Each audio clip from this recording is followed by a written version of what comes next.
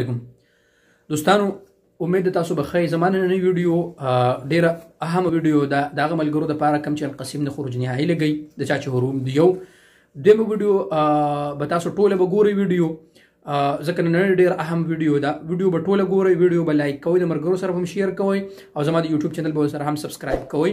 نو ان شاء الله شروع کوو چې نن زما ټاپک څه دی.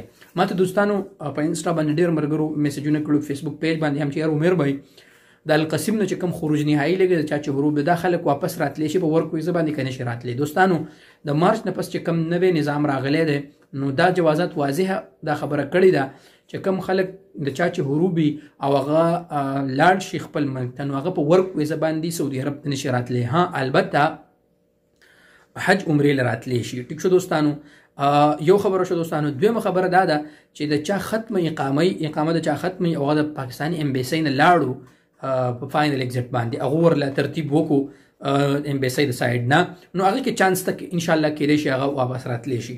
شو دوستانو یو خبره شو. دویم زمانه یو ملګری سوال کړو چې عمر بھائی جوازات دی باره کې سوچ د کوم ملګرو یو ملګری په ایگزیټ ری انټری باندې دی آی کمپنی دغه فاینل ایگزیټ لګول شي کنه شي لګولې. نو دوستانو دی باره کې د جوازاتو نظام واضح دی. هغه بار دا وایي چې کم کس په چوټۍ باندې تللی نو د هغه فاینل ایگزیټ نشي لګېدی. د دوباره به سعودي عرب ته انټریو کې دلته به راشي چې دلته موجودي نو اله د هغه فاینل ایگزیټ لګېدی شي. ټیک شو دوستانو، دا خبره کلیر شو دوستانو. جو اهم یو میسج دی هغه دا د دوستانو چې د کم ملګري د پاکستان نه راځي په دې ټایم کې نو ډیر ملګري داسې دي چې هغه د ایرپورټ نه واپس کړی شوي دي. وجه څه ده دوستانو؟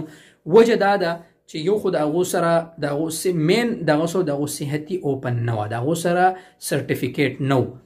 نو داسې وکړئ دوستانو صحتي کولاوي که پاکستان کې اوپن کېږي بهتره ستاسو لپاره دا چې خپل صحتي اوپن کړئ، هلته خپل ویکسین رجسټریشن وکړئ. ډېر ملګري داسې چې هغو د ویکسین رجسټریشن د اوسه پورې نه کړی چې کله ستاسو د ویکسین رجسټریشن وشو نو هلته به په صحتي به خپل اوپن کړئ، هلته به تاسو ته سرټیفیکیټ به شو شي.